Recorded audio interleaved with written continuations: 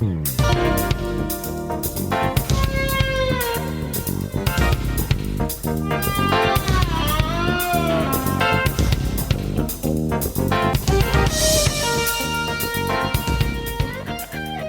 to the More Perfect Union, the podcast that offers real debate without the hate. I'm Kevin Kelton, and as always, joined by Rebecca Kushmiter.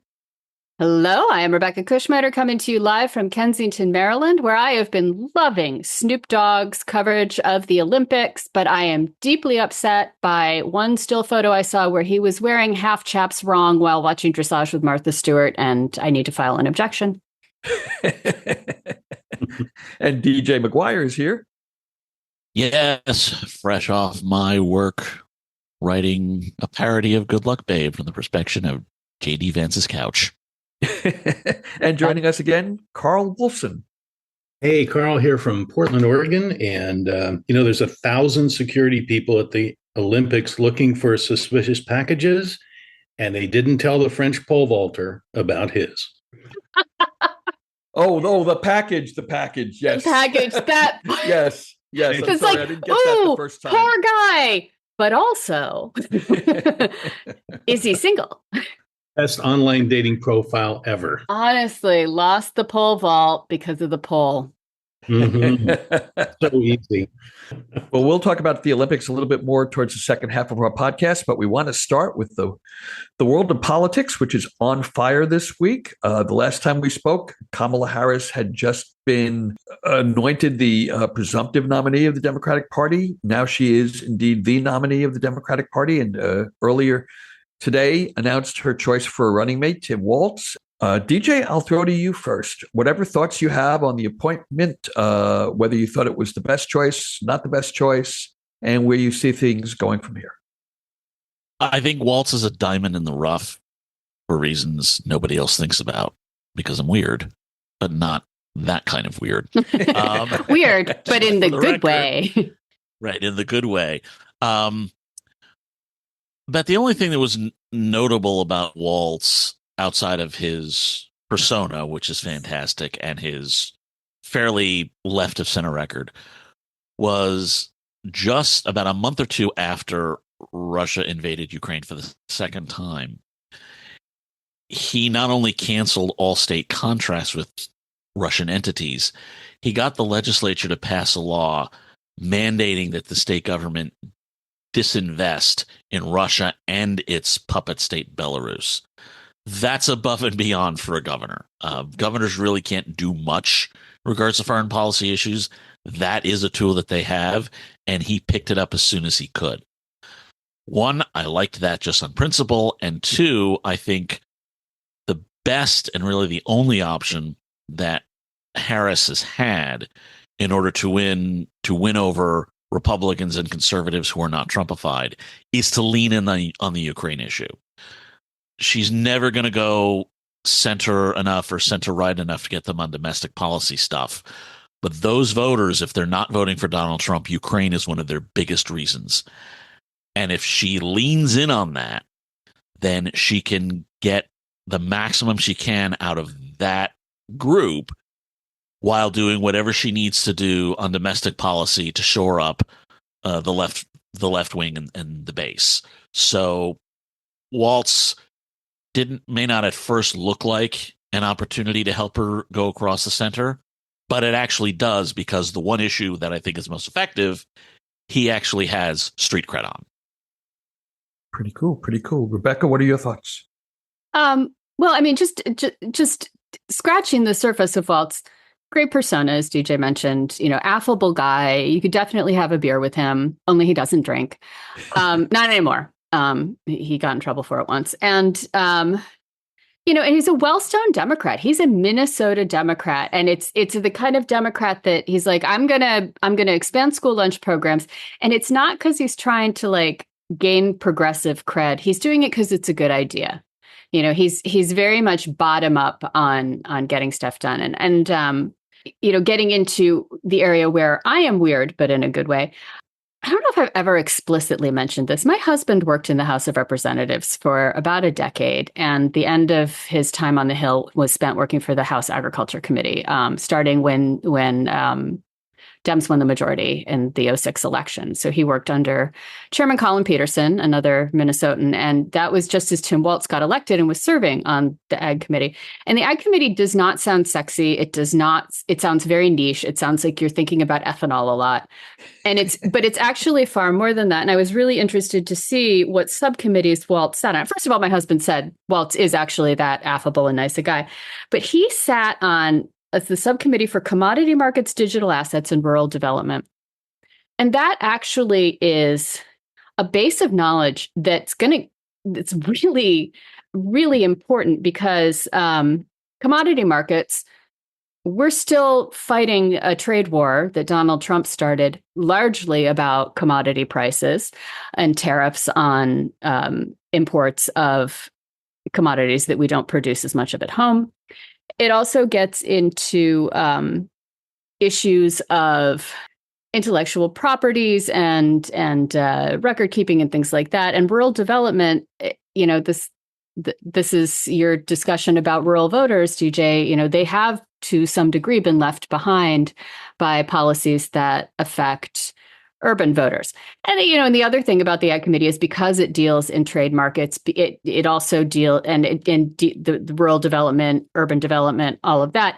It touches on hunger reduction programs in a very real way because USDA oversees WIC, it oversees free and reduced meals in schools, and it oversees food stamps. So he comes into the position with some really great domestic policy portfolio issues that I think Kamala Harris will do well to use on his behalf, or have him use for the administration's behalf.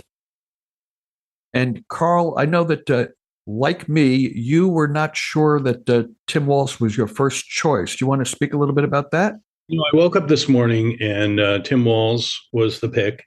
And I thought, I really wanted Josh Shapiro. I started getting texts from people who were also Shapiro people a little down.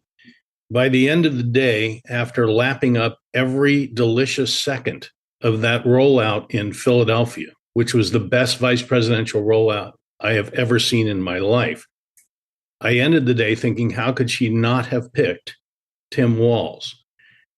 Smartly, Josh Shapiro opened the rally, and he was very good.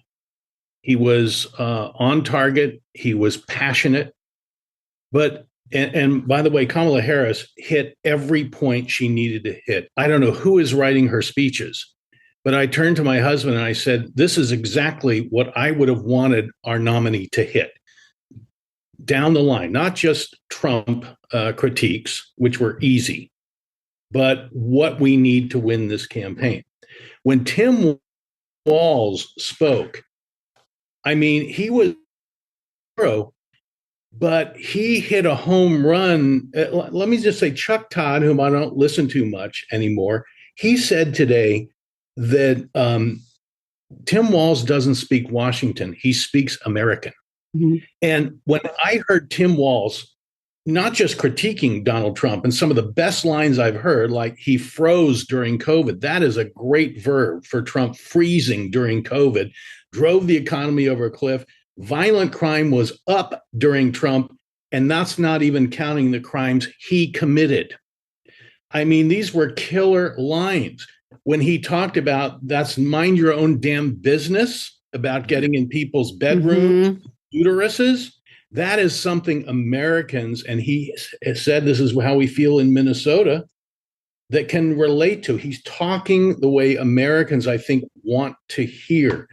The best part, the most touching part, was talking about IVF, that he and his wife wanted to have a child and couldn't, and because of in vitro fertilization, they could, and they named her Hope. I thought that was fantastic. When he was so good against Vance, saying, if he can get off the couch to debate me. I was like, that was so good. And the whole thing about the couch, that's not real. Yeah, no, I know. Neither is anything Donald Trump talks about. Okay. That's true. The point is, I want people to talk like this. And we do have Trump and the Republicans now on the defense. We are on the offense. And as far as the political part about this, I want someone like Walz. And first of all, Josh Shapiro is going to go to every corner of Pennsylvania.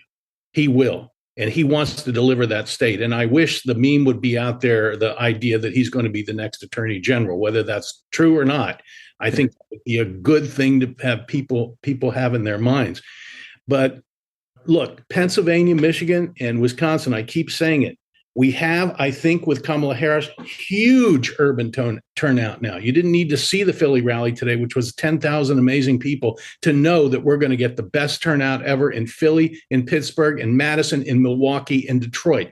The suburbs are so excited now, especially the women vote, and they hit everyone today, from IVF to reproductive rights, to gun rights, to gay rights. They hit everyone. What we need, and DJ, you may be right that there are not that many rural voters who are movable, but I don't know about that, because in a tight election in Pennsylvania, Michigan, and Wisconsin, a few rural voters coming to our side who relate to this vice presidential choice can make the difference. And one last thing, this guy is offering stability. He is the voice of, someone who was a coach, who is a teacher, and by the way, getting the teachers' unions and public sector unions very excited. He is normal, quote unquote, America. And if you're going to call Vance and Trump weird, he is the obvious normal. We need a sense of normalcy again in this country, and I think he offers it. And this was something I was thinking about today, when Tim Walz, I think, was one of the first actually to call Trump weird, or refer to Trump as weird. And Doug Emhoff said something along the lines of, like, wouldn't it feel good to just put all of the Trump stuff behind us, to just be done with this line of things? And I think this week actually solidifies the end of the Trump dominance in the media. Like, we had this joyful couple of weeks with the Olympics and with Kamala, and now with Tim Walz, and people are really feeling good about that. And we have sort of just stopped participating in Trump's grudge match against Biden. And Trump is floundering. If you look at his posts right now, he's a mess. All he can say is, well, Biden should come back and be the nominee. He should debate me. This is, Kamala and Waltzy. And he's just a mess. And it's because he was looking for that rematch. He wanted to, live out whatever fantasy of beating Joe Biden he's had these past 4 years. Than him by far. That gets under his skin. And it gets under his skin. And the Democratic Party has just sort of stopped having that conversation with him. We've moved forward. We are looking forward. And he's now just this footnote in the race. I agree. I want to add one great line from Walz. He said, Donald Trump knows nothing about public service. And he's talking about, I was a teacher. My parents were, 2 of my sisters were, and my kids urged me to run for Congress in 2006 because they wanted me to enact what I was teaching them about public service. And he said, Donald Trump knows nothing about public service. He's too busy serving himself. That's a short line. And, his critique was kind of joyful. It wasn't really mean. It wasn't attack dog stuff you usually see out of vice presidential ticket mates. It was joyful, I thought. Well, it's because, he's a man who's been doing what he does and doing it well for all these years. And this is his next opportunity to do it. He's not picking a fight with Donald Trump. He is campaigning to do a job. And Kamala Harris is campaigning to do a job. I hope the people in Middle America want their health care more secure. They want better benefits. They want their kids to be free from violence in public schools, including gun violence. I think that's what they want. And I think you're absolutely right, Rebecca. They're saying this is they contrast the visions of the future, this dark Trump that's going to take us back to a terrible place, or our future, which is more normal and more American. So I want to stop for a second and talk about how they probably came to this choice. Obviously, none of us has real insight into how the decision was made to go with one running mate versus another. But I did hear on the news that that Shapiro might have been a little bit more assertive in terms of talking about how he wanted to formulate the office of the vice president if he was to be that role. I think he was saying he wanted a larger portfolio. He wanted more of a partnership with Kamala Harris. And I think that might have been a little off-putting to her and to her team. And I also think she might have been saying to herself, listen, she's known Josh Shapiro a long time. They're probably fairly good friends for two politicians. But she also had to, on some level, be thinking, is in the back of this guy's mind, in some dark crevice of his mind, might he ever be thinking, if I'm the vice presidential nominee and this ticket doesn't win, I'm the first in line for 2028? And whether he actually would think that and it might affect his performance, or whether she was just concerned about that, that might have also impacted the choice. But regardless of how they got there, and I do not second guess the people who made this choice because they have so much more information than we do, including internal polling and an idea of how they want to prosecute the campaign and who best could help them prosecute that. So, yes, we don't have the very, very popular governor of Pennsylvania to help us maybe shore up that state. But I think that they are making the calculation that this is going to be a base turnout election, that there aren't enough persuadables in the middle to go after and make a difference. And so I think it was a nod to the progressive wing of the party to say, look, we're giving you what you want. You've got two progressive candidates running. It's different than what you've perceived to have in 2020. It's different from what you perceived to have in 2016. This is your best progressive ticket since, probably since Johnson Humphrey, and come home. And I think that they're going to. I think it's going to be very successful. I think there was one issue that sunk Shapiro. It's not the issue everyone thinks it is, because it was sort of rumbled under the surface, but it was something that people in the know knew. In 2022, Josh Shapiro campaigned as a supporter of school choice, what you would all call vouchers. And I suspect when push came to shove, the various public sector unions that Carl talked about sort of put up a finger and said, can we talk about this for a minute here? And I think that definitely was an issue. Yes. It was an issue. I think that was the difference. Whatever one thinks of that issue, no one is actually going to switch over. No one is actually going to switch over because of it. That's not going to be particularly a vice presidential nominee. So again, I've said it before, I'll say it again, for the Harris campaign, the best and really the only way for them to get crossover voters, to get persuadables, and I do think they're out there, is to lean in on Ukraine. Don't worry about anything domestic. That will be the issue that gets them over. So yeah, given that, and given Shapiro's heterodoxy on that issue, I think that's what actually sank him and led them to go with Walz. Well, there's also the question of whether or not he helped with the cover-up of a harassment scandal within his cabinet, and that's too easy a target to put on. To have on a candidate. You're basically begging the Republicans to say, well, look what your guy did. And nobody needs that. I mean, Walz is apparently squeaky clean. The guy had a DUI in the 90s and has done nothing wrong since then. I think they're looking at Michigan as well. And there was the Jewish question. And, I'm half Jewish, and I had no problem with Josh Shapiro, as I said last time on this podcast. But look at Michigan. I mean, they've got a better shot at Michigan now. And Michigan is absolutely needed. And, Kevin, I push back a little bit on the very progressive ticket. Of course, that's what Trump is saying. And that's what Vance is saying. He's saying that this is a Bernie Sanders guy. And Vance said he was a San Francisco liberal. Nancy Pelosi was on Morning Joe this morning saying he is right down the middle. And he looks down the middle. And I know he is progressive on some policies. He's more moderate on others. But I think they may have a hard time. Well, they said Barack Obama was the most liberal senator ever. Nice. I want to mention one thing about down ballot, and this is another reason I love Tim Walz. There are 3 Democrats in seats, congressional seats, that Donald Trump won in 2020, won the district. Marie Guzzelkamp Perez, CD3, across the river from me. Jared Golden in Maine, CD2. And Mary Peltola up in Alaska. Oh, yeah. This is going to help them big time. It's going to help them.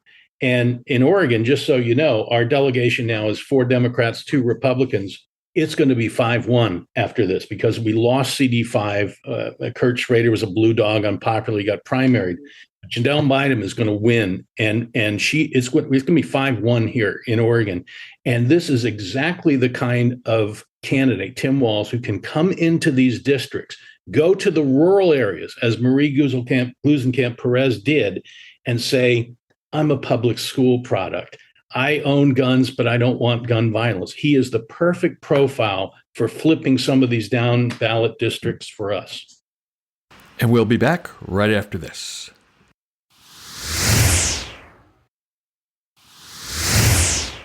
So with that, I want to move on to other topics. The Olympics are wrapping up, and we wanted to talk a little bit about the controversy of the two boxers, one who quit mid-fight, and the hubbub over the question of gender of the boxer that won that fight. So I'm going to go to DJ first. I know you have some strong opinions on this.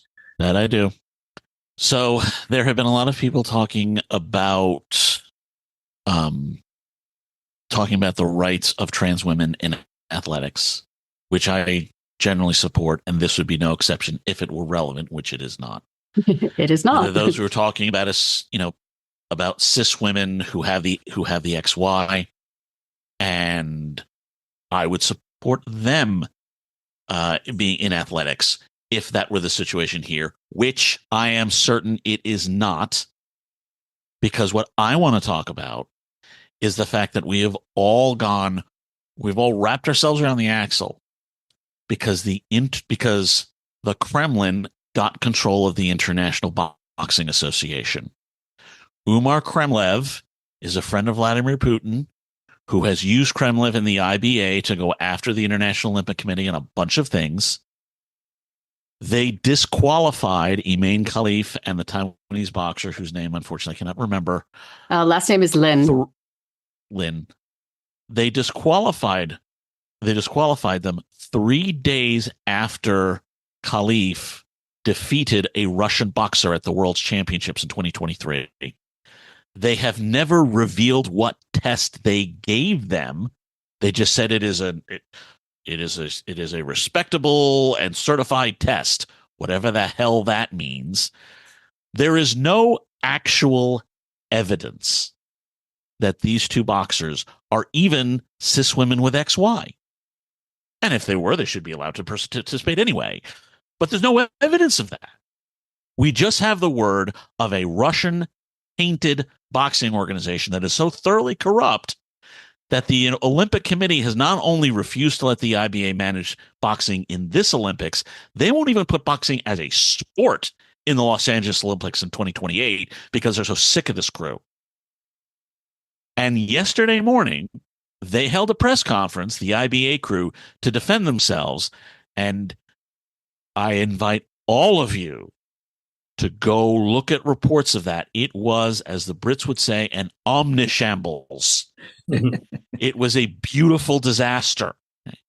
And once again, they presented assertions and anger, but they presented no evidence.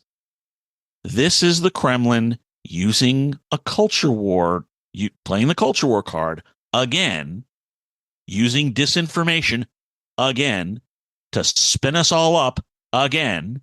And what bothers me the most is that it worked again. We need to learn from this so it stops working. Well said. Did you say Carl, Kevin? Yeah. I agree with everything that DJ said. And first of all, the Boston Globe also had to apologize.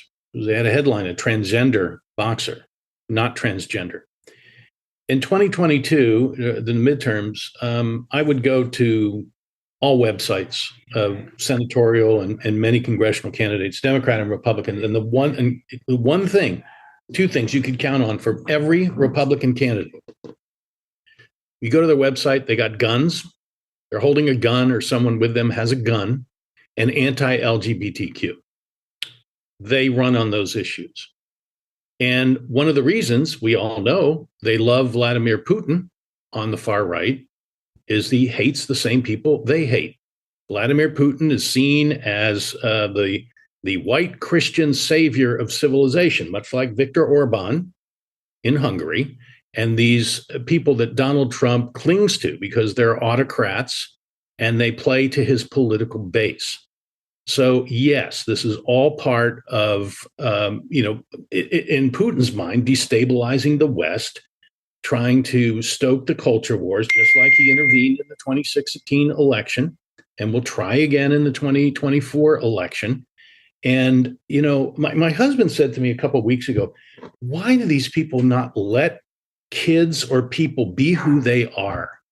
What threat is it? What threat? It isn't a threat. It isn't a threat to our society. It isn't a threat to our culture. It just isn't. We should be going to the doctors, the parents, the people or kids themselves, and practice best medical practice and psychological practice and biological practice for those kids. And as Tim Walz said today, and I repeat, mind your own damn business. I agree. Rebecca? I mean, it's boxing, which, I don't even like boxing as a sport. A sport where the goal is to punch people out is not my favorite. And it's also boxing, and boxing is governed by weight class. So chromosomes don't weigh much. So that's not what's, deciding size and skill level in that ring, regardless of what's going on. Both of the boxers appeared to have the same sort of muscular structure in their arms and shoulders. So if one is punching harder than the other, it's probably a matter of training, not a matter of gender or anything. And what it sounds like to me is this wasn't a controversy at all, except that some people didn't like the way one boxer looked. She punched the Italian boxer really hard in the nose, and that hurts. And I understand the Italian boxer not wanting to keep going. And I'm going to build on that. I agree with everything that's been said. I agree. Obviously, it was a non-issue. It was a controversy without any controversy. But beyond that, if you look at the actual footage of the fight, now I've never done any boxing. I don't know whether anybody else here has. I'm assuming, Rebecca, you haven't. But I have done martial arts, and you do have to learn some boxing skills in the martial arts. And I was watching that fight after the whole controversy flared up. And what I saw was the Italian boxer, and I apologize for not remembering her name or the name of her opponent, but the Italian boxer basically was not protecting her face. She had her fists down and spread apart, and she just gave that person an opportunity to punch them straight in the nose. And so she was a bad boxer, and that's why she bad lost. boxer. And so she got a straight right into the nose. And believe me, when you get your nose broken, it feels like the hardest punch you ever took. And she quit. And I got to say that I think that the result of that match was not about gender. It was not about chromosomes. It was not about Putin. It was about one boxer had better skills than the others.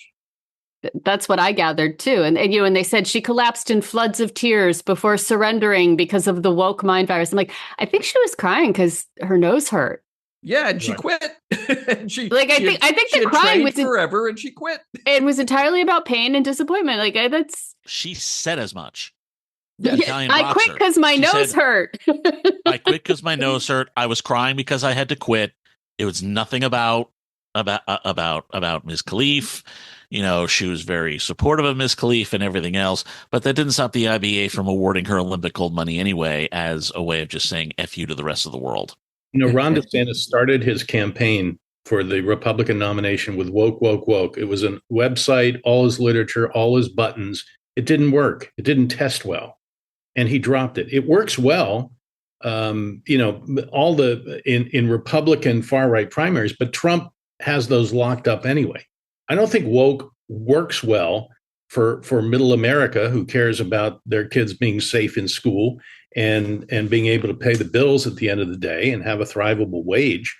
So, I mean, this is part of the culture wars, and it's one of the emotional reasons I again say why people like Ron DeSantis and Marjorie Taylor Greene and Donald Trump are in love with Vladimir Putin. Well, I don't know if you guys followed this. It was a week and a half or so ago where Elon Musk did a ridiculous interview with Jordan Peterson, which is why it was ridiculous, talking about how one of his children is trans. And he says, I was tricked into signing these papers to allow puberty blockers. And my son is basically dead of the woke mind virus now. And his daughter, who has since petitioned the court to change her name to her mother's maiden name because she wants and does not speak to her father, has basically said he wasn't tricked. It was me sitting down with him with the paperwork and explaining what it was that my mom and my doctors had agreed to. He knew what was happening. It wasn't the woke man virus. It was that I'm trans. And also he was never around, so I don't know how he knows anything about me. We basically don't have a relationship, and we never have. So, we've got Elon Musk, who his hard on for Putin's slightly different, only slightly though, DJ. Trying to perpetuate these woke mind virus culture war things and throwing his own children under the bus. Unfortunately, his child appeared to be able to take the wheel. It was like Speed, where the bus just ran over Elon. And it's dumb. It's dumb. You're right, Carl. It's mind your own business. He also moved the SpaceX headquarters from California to Texas because he said it was because of California's trans policy. I mean, all right. Okay. We actually wanted to talk about this like when that first dropped. Gavin Newsom signed into law. Basically, it's that California schools do not need to tell parents if a student is presenting as trans at school, but not doing so at home. We have that same law here in my county. And actually, a group of parents tried to sue to block it, and they were kicked out due to lack of standing because none of their kids were trans and had a trans plan at school. And the misinformation campaigns around these policies are like, schools are transitioning children without their parents' consent. Like, no, schools are making a note of what kids want to be called and not calling home to confirm it if the student says, I don't want you to tell my mom yet. It's not nearly as nefarious as people think, but it is allowing kids with unsupportive parents to have a safe space within their public school at which they are mandated to be for X number of hours per week. No one's handing out meds, no one's performing surgery. The macro views very quickly that I have of the current iteration of the Republican Party, the right wing that's evangelical and so authoritarian. There was a governor of Georgia named Eugene Talmadge, father of Herman Talmadge, but this was a segregationist governor of Georgia, Eugene Talmadge, in the 30s. And he said in 1935, here's a quote, "We are the true friends of the Negroes, always have been and always will be, so long as they stay in the definite place we have provided for them." This is the attitude of people like Trump. They want LGBTQ Americans to be in the place they provide for us. Right, the vice presidency. And women to stay. I was going to say that's a joke about Vance being a closet case. Sorry.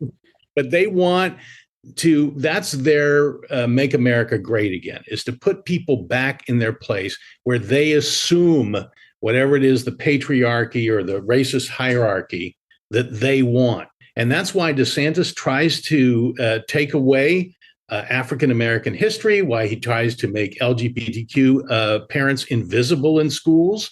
They want to take us back to a time when they were in charge and made us keep our place. And Kamala's message today, along with Tim Walz, we're not going back. You heard that over and over again. Yeah. I love the resonance on that because that is, well, before Dobbs, that was the chant at reproductive justice events. We are not going back. So I would say two things. First of all, I'm quite certain that JD Vance is heterosexual. So hey now. if for that joke to work, go with U.S. Senate seats from South Carolina. Much better shot of that actually working there. There you go. That's first thing. A lot about the Ottoman Empire as well. Let's just ding, ding, ding, ding. For those of you listening, which is all of you, because you can't see Rebecca trying to keep down the wine she just swallowed after Carl dropped that line. The puns are just, they keep coming. This kid, the JD Vance, like, who did grow up in poverty and did claw his way to a scholarship at Yale, and now he's the couch humping guy. And well, I like the energy that Tim Walz and Kamala Harris had today, because they were saying the election's in your hands, and Walz ended with, "We have 91 days. We sleep when we're dead." I mean, they are telling us that they are going all out 24/7. Come along with us because it's this important. I just thought everything, as I said, I lapped up every second of that rally, and whoever's writing the speeches, they got two great candidates to deliver it and make the case. I love it. And if you guys haven't seen yet, DJ, you had a thought. I want to give you the chance to finish your thought. Okay. So the other thing is, this whole thing started in 2021 when Glenn Youngkin got elected governor here in Virginia, and everyone sort of turned their heads and tried to figure out why. They skipped over the part that Terry McAuliffe is not really a very good candidate. Right. They skipped over the part that Biden's popularity had sunk a lot because of the Afghanistan withdrawal. They focused on the issues that Youngkin used, and Youngkin was a culture warrior. In those last few weeks, it was enough to get him to win, and everybody and all the Republicans are, okay, that's what we have to do. That's why DeSantis followed that trail. That's why everyone else went down the critical race theory, DEI woke nonsense that everything they did. They never took into account that it was just a fluke for a bunch of other reasons. I mean, Youngkin didn't win by a landslide. He won by like 2 points. And a lot of Youngkin's policies were dead on arrival. Like, he lost his legislature and hasn't been able to get his signature stuff through. Okay. Exactly. In 2023, Virginia said, well, no, we actually don't want that. That's all. Okay. So what I'd like to do is bring this home with something that Rebecca wrote on her social media pages earlier today that I just loved it. So, Rebecca, I hope you know what I'm talking about. And I'd like to hear you say out loud what I read in your own words today. What I said was, y'all take a moment and look at what people are leaning into this summer. First, we have Kamala smiling and laughing and dancing. Next, we get the barrage of stories out of the Olympics that are all about the support and fun and love athletes are sharing. Now we have Tim Walz going to the fair with his daughter and talking about positive policies he delivered for Minnesota. The coverage of all that positivity has eclipsed Trump's ugly name calling. America is starving for joy. We're ready to lap up every drop of news about the best facets of humanity. Hate and fear are exhausting. Let's be our best selves as individuals and as a nation. And as a podcast. And as a podcast. I want to thank everybody for listening. If you like what we do here, please share our link on your Facebook timeline so your friends can discover us as well. And with that...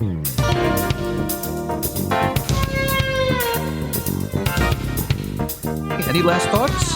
I just thought, I did not read what you posted, Rebecca, but I loved it here. And I just note that I started this podcast saying I lapped up every second. I don't know how often I use the verb lap, but I sure lapped up every second. And I said it was joyous. So Tim Walz, his first line in his speech is, "Thank you, Kamala, for bringing the joy back."